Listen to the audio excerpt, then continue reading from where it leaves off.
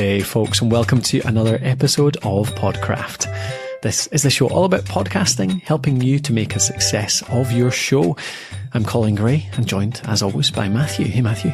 Good morning to you. What a wonderful day outside in this Scottish heat wave time of recording. Indeed. June 2018. There's a hashtag going around in the UK heat wave or something like that, isn't it? Just now everyone's talking about it online. Well, rather than talk about it online, I like to just get out in it and be naked. I don't quite be naked. I have trousers, pants. Did you see our good friend David Alt of Hostile Worlds fame and many other audio dramas? He commented that there's all this chat about the UK heat wave right now.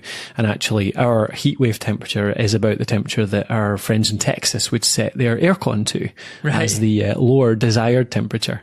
Well, he is a jet-setting guy, but yes, we prefer to just hang around here. So if you're in the US, it's not hot here at all. It's actually just cold. Anyway, this is Podcraft Season 10, where we're helping you to get your first episode out into the world. The aim is through this entire season, giving you everything you need and not a bit more. So the minimum you need, really, to get an episode out there into the world in the best possible way. And last episode, we looked at publishing. So we've now got our episode out onto the web. We've got it published so that people can actually access it. This episode is about actually getting it out there. So where do you put it once it's published on the web? Because we all know that iTunes, Apple Podcasts, one of the biggest directories out there, but where else as well? So we'll let you know how to get into Apple Podcasts, into iTunes, and all the other ones we'd recommend too. Before we get stuck into it, this episode is sponsored by Alitu, which is our podcast maker app. So if you want to get rid of all the editing stress, don't worry about the tech at all. Alitu can take your raw audio file, can add your branding, can process it to make it sound good, can help you to edit, and it can publish it for you. Just pop over to alitu.com, alitu.com, and you can get a 7-day free trial. Give it a shot. Right, so putting out into the world, iTunes, Apple Podcasts, that's where we start, isn't it? Yeah, the big daddy, as they call it. And do they? No, I just made that up. Yeah, we'll go with that, the big daddy. Okay, the big daddy. It's comfortably the biggest place that podcasts are consumed, isn't it? Yes. So, I mean, if there's one thing that you do, if there's one place you put your podcast, if you could only pick one, you would go there, hands down. Yes. So it's a pretty simple process to get into iTunes/Apple Podcasts. Well, we just call it iTunes for the sake of this. Do you know what? I was looking at iTunes Connect earlier. So we're submitting a few new shows just now, and I thought they changed it all over to Apple Podcasts, but they haven't actually. So there is still the iTunes brand. Yeah, it still exists. The iTunes app still exists, doesn't it? The desktop app is still. So let's just call it iTunes. Everyone knows it as iTunes. What are they going to do? They're going to do it as kick us out. Yes. It's a pretty simple process as long as you have an Apple ID, which is very easy to set up, and you just go into the desktop app of iTunes, and down the side you'll see it usually says music. You just change that to podcasts, and there's a wee bit that says submit a podcast. Yes. That takes you through, opens up your browser into Podcast Connect, and it's a really simple process. You're basically taking your RSS feed, which we've talked about. You'll get that from your media host. It's just a little link. Click it and paste it in there, and just check all the details. It'll show you kind of how it's displaying your show. You'll see your cover art, your bio, and any episodes you've got published at the moment. And then you just click submit. Shout out to our client Francesca. I was about to say. Do you want to talk about Francesca? Well, we'll mention it. Yeah, I'm sure she wouldn't mind. I know we'll promote our podcast as a thanks for the example. Go for it. Well, I was just going to say, so the Curious Parent podcast that she's running, which sounds really good. Yeah, definitely. And you're a parent, so... Indeed, I'm going to be a listener, yes. Now that's out, I am a listener. Yeah, so Francesca got back to us. We've been working hard to help her launch her show. And she got into Stitcher and that, but she'd said to us, I'm still waiting on confirmation from Apple. So, it could be up to 5 days. I mean, it often isn't. to get approved there. But eventually, you know, it went past a week and we said, okay, there might be something wrong here. So we had a bit back and forward. It turns out in our excitement to get into iTunes, she'd done everything but hit confirm. So it hadn't submitted basically. Yeah. And the funny thing was, I think within like 5 hours of submitting, it went through so quick. It just went through. So yeah. Do you know? I think it's a good example of make sure you finish off and hit that submit. But actually, I think another thing to learn from it is that I wonder if the reason it happened is because there's now 2 steps to it. So you put in your URL, it shows you the artwork, it shows you all the episodes, so you can see that it's working okay. You can see your podcast there, but then you have to hit. Well, actually, no, sorry. That only happens when you press validate.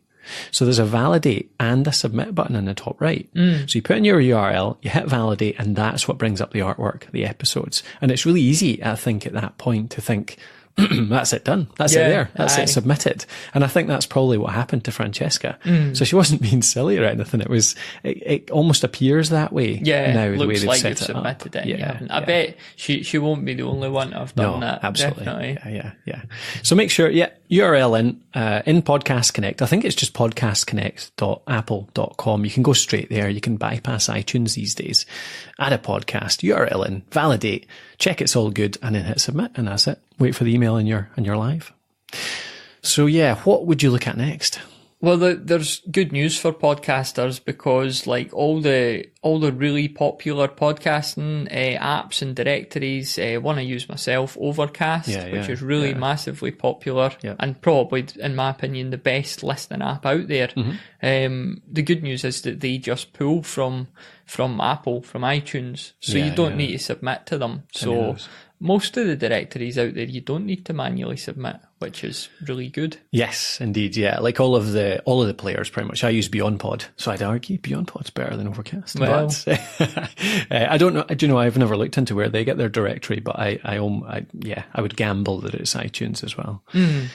So any of those ones where you can search within the player, Pocket Cast, Overcast, BeyondPod, whatever it is, generally they pull from one of the other directories, so you don't need to submit to them.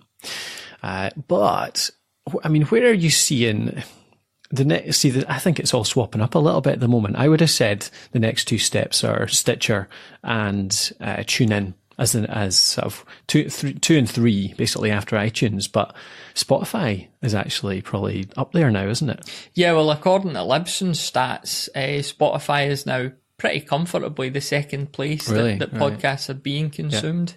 And until, we'll mention this too, we have to really, the time of recording, Google have just basically released this podcast app, which is brilliant news. So until that happened, I would have said that, Spotify in second place is just going to get further and further ahead. Obviously could change now, but one way or another, that's going to be your top 3 unless something really drastic happens. But I mean, Spotify, the interesting thing about Spotify is it seems to be really hit or miss whether your show will get listens on there or not. And it's doing really well for shows that are entertainment and fiction based, because I think that's who you've got on there. Spotify's a fun platform, isn't it? It's not where you go to do your work. And a bit more of generally a younger audience as well. Yeah, okay. So, your business shows and that, there'll be the odd anomaly, but I don't think a lot of them do that well. But that's not a reason not to put it on there for all the time it takes. So I did an article on the site quite recently about how to get your podcast in Spotify, because it's a bit different. Like you don't submit your RSS feed directly to Spotify. You actually go through your media host. So I put this article together which tells you how to do it on, it's our 5 sort of recommended media hosts: Buzzsprout, Podbean, Blueberry, Libsyn or Spreaker. So if you host on any of those, if you listened to the last episode and took our advice, then this article will tell you how to get in Spotify basically through one of those. And you could find that at thepodcasthost.com/Spotify. Perfect. So I think it's still worth mentioning. Well, actually, no, Google Podcasts app. Yeah, like you say, that's big news, isn't it? They're making that into something quite official. And it's quite nice as well, isn't it? Like there's an easy way to play stuff on there. I think it's really cool. The best thing for me is the fact that if you search for Podcraft on Google right now, it comes up as Podcraft, but actually it brings up the play buttons right below it. So it comes up in the search engine on your mobile. Like if you type in Podcraft on your mobile, I should say, not in your web app and your web browser, it just brings up the play buttons straight away and you can subscribe there. So it's really cool. And to get in there, you don't actually need to submit to the Google Play Store or anything like that, because that's actually just drawing it from the website. And we're putting together an article on that, aren't we, quite soon, about how to make sure that your website's set up for that. But to be honest, ours, we didn't do it officially. We just did it through Blueberry. So we use PowerPress on our WordPress site, and that actually handles it for you. So that's one way to do it. If you use PowerPress already, and you have your website, your podcast running through your own website on PowerPress, then it's actually already set up so that it can be found in Google search and played that way. I should just clarify there, you did mention Google Play, but it's a different thing from Google Play Music, Yes. And you can submit to Google Play Music, can't you? If you're in America, but it was just a bit of a damp squid, I think. Damp squib, a damp squid, something else. But Google Play Music, it didn't really take off. I mean, if you're in America, I wonder if that's going to change though. Yeah, I think it's worth submitting there, because I think that's going to be part of their new podcast strategy. Never any harm, is there? Submitting somewhere. But, I mean, we can't anyway, because we're in America. That's true. Cool. So I would look at getting into Google Play. But the main thing is to think about how to make your podcast searchable on mobile in Google search. And again, PowerPress gets you set up for that. And we're also going to put together an article. So if you go to the show notes for today, which is podcraft.net/100 8, 9, 10, 11, 12. Podcraft.net 10/1012. 1012. That's because this is episode 12 of season 10. And we'll give you a link towards that article from there. So, I mean, the other ones to look at, what have we got? We've got Stitcher and we've got TuneIn. Stitcher, like you said, was pretty much the number 2 for a long time. Yes. It's not what it was now, but it's still over 1% apparently of the entire share, which is still big. So it's still it's definitely worth doing for all the time it takes. Again, it's just submit your RSS feed job. Yep. You just go to Stitcher.com and there's a partner link at the bottom of the page. Click on that and it takes you to a submission page. So easy enough. TuneIn for me is one of the interesting ones, because I listen. Do you ever listen to a show on TuneIn? No, never. No. Never. I do, because I've got Amazon Echo speakers at home. So TuneIn gets you onto Echo in a really easy way, because it links to, in fact, I think the other smart speakers too, and Sonos as well. So the Sonos speaker system, all of those smart speaker type setups, well, not all of them, but nearly all of them that I've seen are linked to TuneIn. So I can say, Alexa, play Planet Money podcast on TuneIn Radio, and it just plays it. So it's good for me for short shows. Like if there's something that you can consume quite quickly and easily, like Planet Money, I just put on when I'm making my coffee and my breakfast in the morning, because I know it only takes maybe 10 minutes or so. But I mean, equally, people might listen to longer shows on that too. So I think it's definitely worth putting into, because it's a small percentage of where podcasts are consumed, but I feel like it's a growing one, and it's also one with a really specific listening context. So definitely worth getting on there. To get into TuneIn is a slightly different process too. It's a submission form. Easiest way to show you how to do that, I would say, is go over to our directories article, which will actually give you instructions for all of these: TuneIn, Stitcher, Spotify, and iTunes. Go over there. You'll find it at podcraft.net/directory. And we'll see, directories, directories. So I can't spell directories. How do you spell directory? D-I-R. Don't ask me to spell yet. C-T-O-R-I-E-S. So go over to podcraft.net/directories, and you'll see the full list that we recommend and instructions for every single one there too.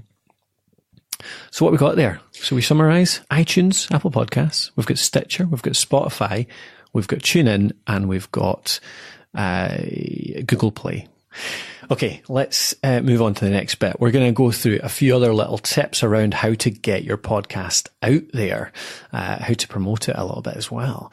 Before we jump into that, just want to mention Alitu again. So Alitu's our podcast maker app. It's designed to make it really, really easy for you to create a podcast on the editing side of things. So once you've created that raw podcast recording, Alitu can take that raw recording and it can sort the whole rest of the process out for you, from conversion to processing to volumes to publishing, and even help you with editing it as well. And something cool we've just released actually this week is our theme music editor. So if you're following this along and you're trying to get your first episode out there, it might be that you want to put together a wee bit of theme music. What we can do in Alitu, and we've done this based on people's feedback, and they would like to have something they can reuse week in, week out, a little bit of music and a wee voice clip from themselves, 5, 10, 15 seconds introducing the show, just saying something like, like I do in Podcraft every week. I say, hey, welcome to Podcraft. This is the show about podcasting, all about helping you succeed in your show. I'm Colin Gray. So you can do that. You can record a clip like that, and we can help you in our theme music creator to really simply and easily overlay that over a bit of music and then output it for use in Alitu. And once you do that once, it's there in your library and we can place it onto your Alitu, onto your main recordings every single time. So then from then on, all you do is upload your raw recording and we'll add that theme music to the start of the show every single week. So worth checking that out, I hope. Pop over to alitu.com, alitu.com. You can sign up for a 7-day free trial, which will let you try out that theme music creator. You can keep that theme music, you can download it, keep it forever if you like, for free. But hopefully you'll find enough value in there to keep you coming back, because we're hoping to save a lot of people a lot of time and make podcasting much easier, more consistent.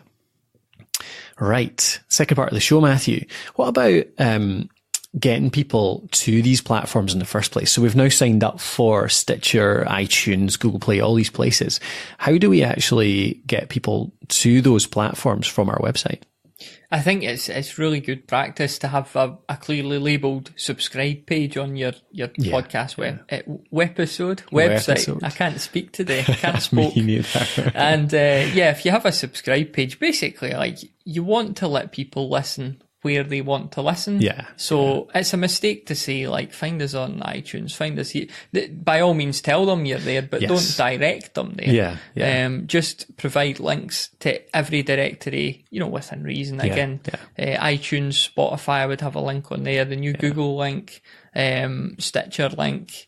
There's also like a really useful tool, the subscribe on Android website. I think it's just subscribe on Android.com. Yep, that's right. I'll put that in the show notes. So you go on that website and put your RSS feed into this little box, and it generates a wee button for you, like this wee subscribe on Android button. So you could put that on your subscribe page, and when somebody clicks on that, it brings up all the different apps you could use on Android. Again, this is originating in the pre-Google app era, so things might change now. This was before Spotify as well. I think it's still useful though. I think the Google app is going to be akin to Apple Podcasts in that it'll be the quick and easy way to subscribe, but really keen podcast listeners will seek out apps that give them a bit more flexibility, a bit more power, a bit more options. So I think it's still worth it. So what about actually getting your first few listeners then? How do you go about telling people about your podcast? Who do you tell about your podcast? It's always starting with the kind of the triple F, isn't it? Friends, family, and fools. So as you tell your friends and your family, that's where you get money from. If you're ever borrowing money for a company, it's always start with the 3 Fs: friend, family, and fools. But it's the same for getting somebody to consume your content, isn't it? If you don't have a kind of really big existing audience, a good way to get the ball rolling is actually just to make a genuine ask of friends and family. Get in there, have a listen, give me a review. It's a good way to get the ball rolling, get a wee bit of credibility there if there's 2 or 3 reviews there. And then the fools, that's your audience. Not really, honestly. People that do actually follow you on Twitter, on Facebook, anything like that. The thing for me is that a lot of people don't make a big enough ask or a direct enough ask in the early days. When you put your show out there, a lot of people will put it onto Facebook. They'll say, hey, I've just launched a new podcast. It'd be great if you can listen. Thank you very much. That'd be great. And it's just too weak. It's not enough of a call to action. What you need to do is say, I need your help. I really need your help with this. What I want to do is get the show out to as many people as possible, to help as many people as possible. So here's what you can do to help me. 1, get on, subscribe on whatever platform you use. Apple Podcasts, iTunes preferably, because actually that's where you can gain a lot of visibility. If a lot of people subscribe, your visibility in the iTunes store, in the Apple Podcast store is powered by new subscribes. So if you can subscribe there, that'd be great. Second, give me a review there if that's possible. That'd be excellent. Even more visibility. And third, tell a friend of yours that you think would like it. So make an effort to tell them this. Go out and ask a friend to listen to this, because it's those referrals make the biggest difference with podcasting for me. And if you give them really clear calls to action like that, make it really clear and ask properly outright. There's no hiding behind, please, if you don't mind, do this. Just say, I hope you've enjoyed all of the content we've given you over the last however many years, the blog, the video, whatever it is. Now we're releasing this podcast. Please help me out in getting this out there and do these 3 steps for me.